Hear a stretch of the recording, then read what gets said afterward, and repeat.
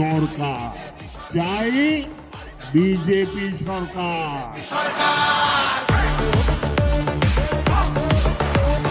26,000 চাকরি গেল, যোগ্য পায় না বিচার। কয়লা বালি গরু মানুষ সবই হচ্ছে পাচার। হাটের তলায় লুকিয়ে রাখা কালো টাকার পাহাড়।